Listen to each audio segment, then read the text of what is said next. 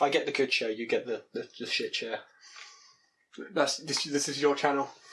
Yeah, I get One day when I have... How many subscribers do you have? Like 730 on... When I get 730 subscribers, I'll get a good chair. Yeah, right now I get the good chair because I like me more than I like you. We're not sponsored by Coke. We're just big fans. Do you know what else isn't sponsored by Coke? Marvel movies.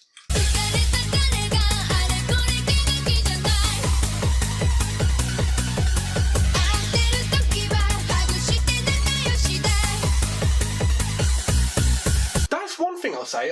Marvel don't seem to have a lot of sponsorship stuff. It's definitely there, but it's not... Yeah.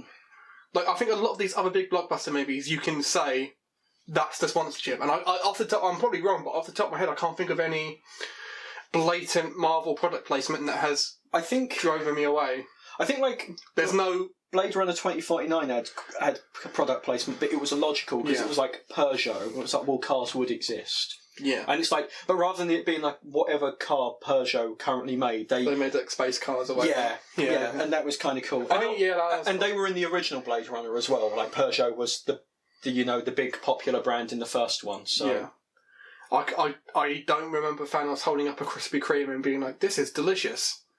Oh Jesus! And that one's really annoying because I will insist now that Power Rangers was a good film with good characters, and that product placement actually really does undermine it. It's like it takes a break from being a legitimately interesting teen drama, really. Yeah. More than the Power Rangers film, but I don't think that's like a bad thing. It made no money, that film, either, did it? It made about 140 million worldwide, which is... No, I think because people thought it was going to be dark, gritty and edgy, and it wasn't. Not really. Like it wasn't like Michael Bay-ish. I know some people thought, oh, it looks like a Michael Bay film. No, because Michael Bay films don't have that level of character development, do they? Like Michael Bay films, it is sort of like the character development in the Transformers films is this woman wears short shorts, and that's about where the character development goes. Like they do sort of like Sam in the Transformers films. I don't know who's in the current ones. I know the actor, but like Sam in the first one, Shia LaBeouf, he is pretty much the same person by his last appearance as he was in the first one. So no, it wasn't really like a Michael Bay-ish sort of thing. But Marvel. Avengers 4. This time there's 4 of them. Hoovers. Imagine being the guy that has... Spoiler alert for... Full spoilers right from the get-go. We're not... Imagine being the guy that has to go up Wakanda and Titan with a vacuum and just clean up Spider-Man. Or does he actually just disappear? Or was there... There was dust. There was They turn into leaves. Was it leaves? I thought it was like dust. It looked like leaves. Dust? Anybody? No? Dust. No, because if it was dust, they would have crumpled away like Sandman does. But when the soldier did, when the soldier's like, and he just falls out. That's what was kind of strange. Some of them kind of crumbled away. Because I remember Drax kind of crumbled away. He looked like he was made out of sand. And then some of them floated away into the... That was strange. I was a big fan of Digimon growing up, and whenever a Digimon died, they would actually disintegrate like that, because that would be their data, and the data would go from... That's kind of cool. So the data would go, and it would go off into the sky, and it would go to the Digimon village, basically, and it would reform as an egg. So Digimon actually died, they weren't just fainting like Pokemon? No, they died. They did die. The one of the main... Because in Digimon, everyone's got... The 7 kids, 8 by the end, the 7 kids have got a partner who walks, talks, and thinks in a very similar... obviously, they're a bit like Mr. Data. They don't understand humans, but they are intelligent and they can hold a conversation. I feel like where Pokemon is different monsters and stuff, different animal, different kind of weird mythological creatures, Digimon was just let's just stick a fucking bazooka on the back of a kitty. Yeah, pretty much. But they were characters the youngest of the chosen children. His Digimon was just like a little sort of like a mouse, really, and he was weak, and all the others could transform and become like bigger, more powerful versions and could fight, and he couldn't until the end of the first story arc, which at the time they thought was going to be the end of the show, and all of them are just getting their shit kicked out of them, and there's just little Patamon and he can't do anything, and then the Devimon, like the bad guy was the fucking devil himself basically, and he reaches to crush the kid, and little Patamon, who cannot fight, he cannot defend himself, flies into the fist of the devil.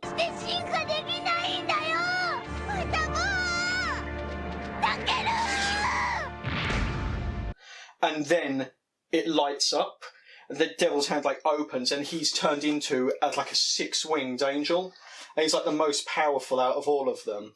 And he does this hand of fate, and he obliterates the devil, but he puts all of his life into it, and he dies.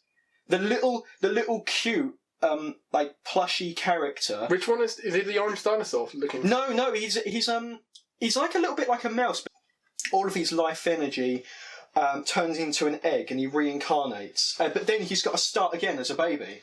Kind of like Groot, actually, to bring it back to Marvel.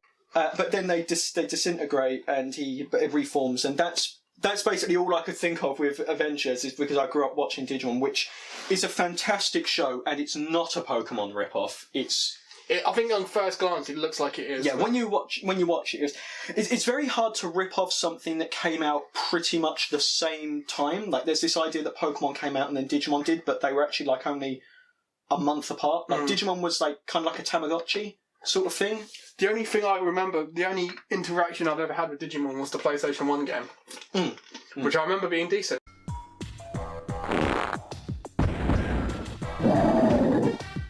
I haven't played it since I was a wee boy, but I remember it being a decent game. Yeah, the trouble is it Pokemon-fies it a little bit. Like, they evolve and then they don't change back, whereas they're like Mega Evolutions in Pokemon was kind of like a rip-off of Digimon, where they could temporarily take on a more powerful form and come back. It was sort of like a fighter mode sort of thing. And speaking of fighter modes, the Hulkbuster was in Marvel. Anyway, back to talking about Digimon. Wow, the stinger! Timmy, I'm from the Dream Come True Fantasy Contest. You ready to wrestle? You bet! Last month, the notorious paedophile Sidney Cook was blasted into space to spend the rest of his life aboard a one-man prison vessel, posing no further threat to children on Earth. But it was revealed that an 8-year-old boy was also placed on board by mistake and is now trapped alone in space with the monster. A spokesman said, "This is the one thing we didn't want to happen." I enjoyed Infinity War, but we're not here to talk about Infinity War. We're here to talk about the future of Marvel. Yes. Because we have found out recently that there's 20 more films in this franchise that are going to come out. Oh, but it is ending. It's ending, but it's carrying on for another 20 films. This is like the epilogue. We're going to be in the epilogue. For the next 20 years. 20 years. Yeah. Actually, to be fair, they'll probably get through 20 films in about 8 years. That was scary for me when I thought the other day that this universe, because when you see Infinity War, the logo comes up and it says Marvel Studios, and it highlights the 10 because it's 10 years today, well not today, this year, that Iron Man 1 came out and started this MCU. We've had 19 films in 10 years. Do you know what really... That's terrifying to me. What blew my mind was, normally when I hear something like that, I think, oh wow, I feel old. But then we were watching Winter Soldier on Netflix, and my other half, she goes, this was quite a while ago, wasn't it? I went, no, this was only 2014. Yeah. And I said, the original Avengers was only 6 years ago. Yeah. And it feels like it's been like 20 years. This feels like a nostalgia film. Infinity War feels like a nostalgia film where like these are the characters we've grown up with our lives, and now they're all coming together for this one final journey. But we only met them last week. But we met Doctor Strange a year ago. Yeah, was it? Or maybe I think that was 2016. These films get very muddled up, and the timeline's confusing to me because they all just become one big mess to me. So anyway, yeah, we wanted to come up with a way that we can explain the fact that Hawkeye isn't in Infinity War, because let's be honest, the way they say it in the film is kind of disappointing. They just say he's under house arrest. There's just one throwaway line. So we were thinking Winnie the Pooh and Hawkeye too. So basically, this is a film where we start off and Hawkeye is on. Let's say Hawkeye is on a little adventure of his own. He's got a little like. It's a bad guy that they're not going to call Iron Man for. It's it's just Hawkeye. He's in a little building. He's taking out some guys with his arrows. It's like Stiltman or something. Yeah. And he comes across this portal. Now, this isn't a portal that Doctor Strange has made. This is just a portal lit. And as he looks at it, it starts to take the shape of a giant storybook. Yeah. And he's like, well, obviously I'm going to go in there. So he climbs in and boom. Boom. 100 Acre Wood. Like, he's going to be freaked at first when all of a sudden these like cuddly toys are all talking to him. It's going to be like Who Framed Roger Rabbit. They're all going to be cartoons. I know there's that live action Winnie the Pooh film coming out at the moment, but I don't want to... We don't want to pretend that exists. It's not even that. I just want to, like... I feel like that's going to be like the Smurfs, isn't it? It's going to be something like that. Well, it stars Christopher Eccleston. No, it doesn't. It stars Ewan McGregor. Christopher Eccleston. Christopher... Fantastic! Fantastic! Fantastic. Fantastic. Fantastic. So anyway, we're in the 100 Acre Wood, and Hawkeye, like, he falls out, and he's surrounded by all these cuddly toys, and he's like, and he pulls the bow and arrow, and Winnie the Pooh's like, oh no, you don't have to bother with that. He's really, like, I can't do Winnie the Pooh, so that was more like Consuela, but, like... Yeah, I have this vision of, like, he's standing there, and all of these monsters, they're monsters to him, because he's never seen anything like this. Well, he's seen aliens. Has he seen aliens? Well, yeah, he has seen aliens. Yeah, he sees aliens, they come towards him, and he thinks he's about to get... He doesn't even have his bow and arrow at this point. And they all come towards him, but they just give him a big hug, and they say, welcome to our world. And he's like, what's going on? And Pooh's like, you're in the 100 Acre Wood, and Tigger's like, I'm Tigger, and there is Winnie the Pooh. I would love to find a way to write Tigger out of this film. Oh, but do you not like Tigger? I just think he's not... He doesn't fit the tone I'm going for here. They're like, they're all going to Owl's birthday party in the treehouse, and Hawkeye's like, I've got to get back home, and Winnie the Pooh's like, well, why don't you stay for a little while? And they're like, he's like, yeah, I could do with something to eat, actually. I've just been fighting bad guys. And they go off, and Winnie the Pooh's like, oh, that's where the honey is. And he's like, oh, but I can't reach the honey. And he starts to climb up the tree, and he just falls down. And Hawkeye's like, I've got this for you, buddy. And he knocks the beehive down, but oh no, the bees are just swarming out. And Hawkeye's used to just going shooting right into action, so he's just... Yeah, and he's ready to go. Yeah, he's going to shoot every single one of these individual bees with a bow and arrow. With one arrow. Yeah, they're all going to line up in his mind. Yeah. But Winnie the Pooh's like, no, there's no need for violence. And Winnie the Pooh's like, could we have some of your honey, please, Mr. Bees? And they will just form like a cartoon face, and they'll be like, sure thing, Pooh, all you have to do is ask. I want to be very clear that I have not watched Winnie the Pooh, so I don't know if this is accurate to what Winnie the Pooh is. I'm using some artistic license. The bees don't normally form a face. I mean, look, when you're just going on cartoon logic. When you do a reboot like this, you do have to take creative decisions, and you have to, form it to make it work for you. In this, Winnie the Pooh wears a blue jumper instead of a red jumper. Yeah. Is there a reason for that? Is it just to change it? Just to piss off people that are Winnie the Pooh fans? Just because you know that there'll be 8 articles on the internet all talking about how it's absolutely disgusting that they've done this to Winnie the Pooh and they've completely destroyed the essence of his character. Yeah. And I want to point out as well that I would be well within my right to do, because the original Winnie the Pooh books, Winnie the Pooh actually doesn't wear any clothes. They added it to the Disney film. But it's kind of weird because he wears a shirt but he doesn't wear trousers. And also no other character in Winnie the Pooh wears clothes. Yeah. So where did you get that from? Like, who made that? Because, like, there can't be a shot because he's the only one that wears the clothes. Well, keep in mind, this is like... Because there was this thing in, I think it was Poland, where there was this outcry, like, Winnie the Pooh was being banned. I'm not kidding, because the fact that he didn't wear trousers was inappropriate. Now, I want to point out that Winnie the Pooh is not a bear. He's a teddy. Would they have been okay if he wore no clothes? Yeah, I guess so. But because they introduced the idea of clothes, the fact that he's not fully clothed makes it... Keep in mind, this isn't like... He's not I can't pronounce words. He hasn't got a dick, basically. No, he doesn't. No, he doesn't because he is a teddy bear. He's not. Yeah, he's not an actual bear. He's not like Paddington. Where Paddington, like they don't show it but Paddington, I imagine, has a dick. He's got a bear dick, isn't he? Yeah, but that's because Paddington's actually a bear. Winnie the Pooh is a teddy. Yeah. There is a difference. Like you can't, you can't buy a grizzly bear from the shop and keep it as a pet and cuddle it. So I'm imagining in this world, like, this is a film where there is no war, there is no big CGI army against another big CGI army. This is just a film where Hawkeye and Winnie the Pooh get to know each other. Yep. Like, it's introduced at one part in the film that this is going to last for 24 hours, and they just become friends. And I envision the ending of this film being Winnie the Pooh, or you introduce the idea of it being Hawkeye. One of them gets dusted, and that's Hawkeye's or Winnie the Pooh's motivation to go back and join the Avengers, or Winnie the Pooh goes to join the Avengers. So, which would he just be the size of Winnie the Pooh, or is he like a big bear, or is he just Winnie the Pooh? I think that Hawkeye just dust. Because you'll be expecting, because you know it's in the MCU, you're going to be expecting Winnie the Pooh to get dusted, but then Hawkeye gets dusted, and then Winnie the Pooh grab his bow and arrow and...